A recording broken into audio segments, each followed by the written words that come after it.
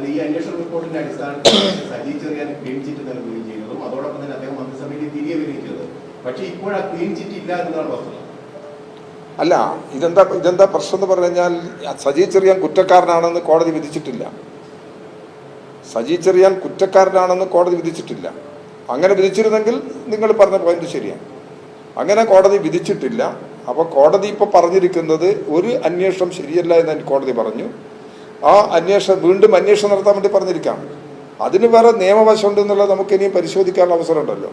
എന്താണ് ഇതിൻ്റെ നിയമവശം എന്നുള്ളത് പരിശോധിച്ച് ആവശ്യമായ നിലപാട് ഈ കാര്യത്തിൽ സ്വീകരിക്കാൻ കഴിയും. ഇപ്പം സജി ചെറിയാൻ ഇങ്ങനൊരു പൊസിഷൻ വ്യക്തമാക്കിയിട്ടുണ്ട്. അതാണ് ശരി എന്നാണ് തോന്നുന്നത്. രാജിവെക്കണമെന്ന് ഇപ്പോൾ പറയാൻ പറ്റില്ല. രാജിവെക്കേണ്ട ആവശ്യം ഇപ്പോൾ വെറുതെ വന്നിട്ടില്ല. കാരണം കേസ് അന്തിമ വിധിയാണെങ്കിൽ ശരി, അദ്ദേഹത്തിനെതിരായിട്ടുള്ള ഒരു വിധിയാണ് വരുന്നതെങ്കിൽ, അദ്ദേഹത്തെ കുറ്റപ്പെടുത്തിക്കൊണ്ടുള്ള വിധിയാണ് വരുന്നതെങ്കിൽ ശരി. അങ്ങനെ ഒരു വിധി വന്നിട്ടില്ലല്ലോ. അപ്പം ഇത് അന്വേഷണം നടക്കട്ടെ. അന്വേഷണത്തിൻ്റെ അടിസ്ഥാനത്തിൽ എന്ത് നിലപാട് എന്നുള്ളത് നമുക്ക് പരിശോധിക്കാം. ധൃതി കാണിക്കല്ല, നിങ്ങൾ അല്പസാവകാശം കാണിക്കുക. എന്നിട്ട് നമുക്ക് എന്താണെന്നുള്ളത് കാത്തിരുന്ന് കാണാം. അങ്ങനെയല്ലേ പ്രശ്നം? അത് അവർ സാധാരണ നിലയിൽ ചെയ്യുന്നതല്ല.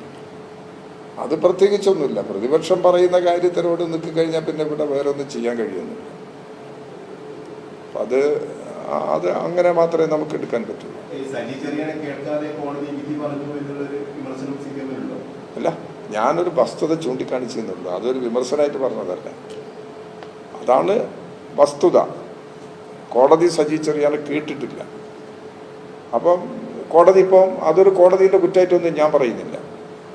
ഇപ്പം നടത്താൻ തീരുമാനിച്ച അന്വേഷണത്തിൽ സജി ചെറിയാനെ കേൾക്കാൻ അവസരമുണ്ട്. കോടതിയുടെ മുമ്പാകെ റിപ്പോർട്ടിംഗ് വീണ്ടും സബ്മിറ്റ് ചെയ്യാനുള്ള സന്ദർഭമുണ്ട്. അപ്പം അതിൻ്റെ അടിസ്ഥാനത്തിൽ എന്ത് നിലപാട് എന്നുള്ളത് നമുക്ക് പരിശോധിക്കാം. ഇങ്ങനെ ഇപ്പം പറയാൻ കഴിയും.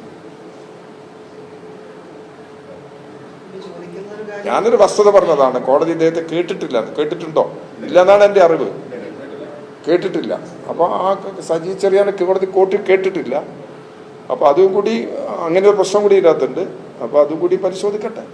പരിശോധിച്ച് നമുക്കൊരു അവസാന നിലപാടിലെത്താം.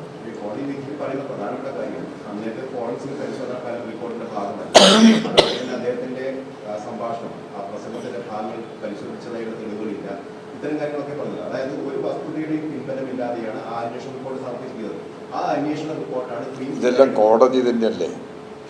കോടതിയും നിയമ സംവിധാനങ്ങളാണല്ലോ, നമ്മളാരും പറയുന്നതല്ലല്ലോ.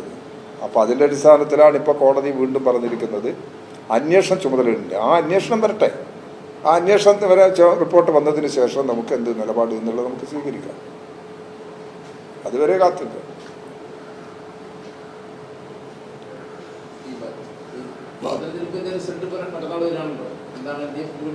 ഇടതുപക്ഷ ജനാധിപത്യ മുന്നണി പത്തനംതിട്ടയിൽ ജയിക്കും, അല്ല പാലക്കാട് ജയിക്കുമെന്ന് തന്നെയാണ് ഉറച്ചു വിശ്വസിക്കുന്നത്.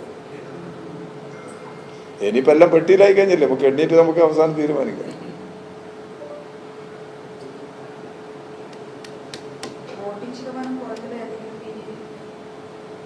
ഇടതുപക്ഷ ജനാധിപത്യ മുന്നണിക്ക് അനുകൂലമായ വോട്ട് ചെയ്യിപ്പിക്കുന്നതിനുള്ള എല്ലാ ശ്രമവും നടത്തിയിട്ടുണ്ട്. അത് മുൻ തെരഞ്ഞെടുപ്പിൽ നിന്ന് വ്യത്യസ്തമായ നിലയിലുള്ള ശ്രമമാണ് ഈ കാര്യം നടത്തിയിട്ടുള്ളത്. മറ്റതൊരു ഏകപക്ഷീയമായ ഒരു മത്സരമാണ്. ഇപ്പോൾ ഒരു ത്രികോണ മത്സരം വളരെ സജീവമായിട്ട് നടക്കുകയുണ്ടായി. ഇതെല്ലാം പരിശോധിച്ച് വരുന്ന സമയത്ത് ഇടതുപക്ഷ ജനാധിപത്യ മുന്നണി ജയിക്കും എന്ന് തന്നെയാണ് ഞങ്ങളിപ്പോൾ പ്രതീക്ഷിക്കുന്നത്.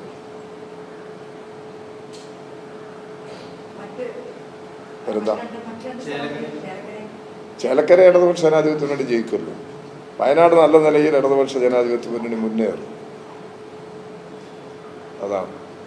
അതാണ് ഇപ്പോഴത്തെ സ്ഥിതി. എന്തായാലും പൊതു റിസൾട്ട് ഇടതുപക്ഷ ജനാധിപത്യ മുന്നണിക്ക് അനുകൂലമായി ഈ തെരഞ്ഞെടുപ്പ്. കാരണം ഇടതുപക്ഷ ജനാധിപത്യങ്ങളുടെ കൈവശമുള്ള ഒരു സീറ്റാണ് ചേലക്കര ജയിക്കും. നല്ല നിലയിൽ ഈ തെരഞ്ഞെടുപ്പിൽ ഇടതുപക്ഷ ജനാധിപത്യ മുന്നണി മുന്നേറും. അതാണ് എൻ്റെ സ്ഥിതി. വയനാട് മണ്ഡലത്തിൻ്റെ ഒരു പൊതു രാഷ്ട്രീയ സ്വാധീന സ്ഥിതി എല്ലാവർക്കും അറിയുന്ന കാര്യമാണ്. എന്നാലും മത്സരം നടന്നത്, നമ്മൾ പ്രവർത്തിച്ചതെല്ലാം ജയിക്കുന്നില്ല. ആ ജോലി പരമാവധി നിർവഹിച്ചിട്ടുണ്ട്.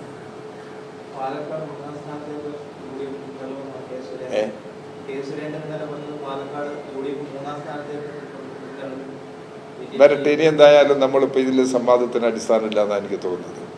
ഇപ്പോൾ പോളിംഗ് കഴിഞ്ഞ് വോട്ട് പെട്ടിയിലായി. ഇനി അത് എണ്ണി തിട്ടപ്പെടുത്തണം ഓരോ സ്ഥാനാർത്ഥിക്കും. അതിപ്പം എന്തായാലും 23-ാം തീയതി നാളെ കഴിഞ്ഞ് വരികയല്ലേ അത്. വന്നിട്ട് നമുക്ക് ഇനി അതിനെക്കുറിച്ച് ആലോചിക്കാം.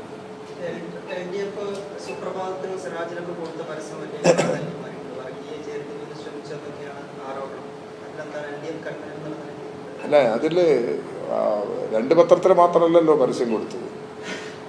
പൊതുവെ പത്രങ്ങൾക്ക് പരസ്യം കൊടുക്കുക എന്നുള്ളൊരു നിലപാട് സാധാരണ തെരഞ്ഞെടുപ്പിൽ സ്വീകരിക്കാറുണ്ട്.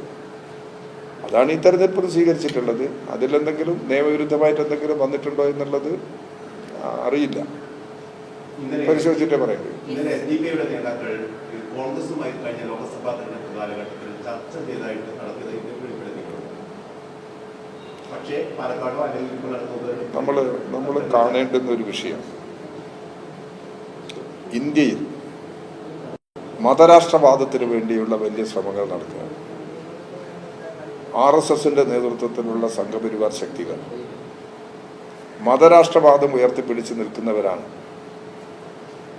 SDPI, ജമായത്ത്, ഈ സംഘടനകളും മതരാഷ്ട്രവാദത്തിന് വേണ്ടിയാണ് നിൽക്കുന്നത്. ഈ മതരാഷ്ട്രവാദം ഇന്ത്യയിലെ ജനാധിപത്യ വ്യവസ്ഥയ്ക്കും ഇന്ത്യയിലെ മതനിരപേക്ഷതയ്ക്കും എതിരാണ്. അതുകൊണ്ടാണ് ഈ നിലപാടിനെ ശക്തമായിട്ട് ഞങ്ങൾ എതിർക്കുന്നത്. കേരളത്തിലെ ഒരു പ്രത്യേകത, ഇന്ത്യൻ യൂണിയൻ മുസ്ലിം ലീഗാണ് ഈ 2 പാർട്ടികളെയും, SDPIയും ജമായത്തിനെയും UDFന്റെ പക്ഷത്ത് സജീവമായി ഉറപ്പിക്കുന്നത്. അത് മതനിരപേക്ഷ നിലപാട് ശക്തിപ്പെടുത്തുന്നതിന് സഹായകരമല്ല.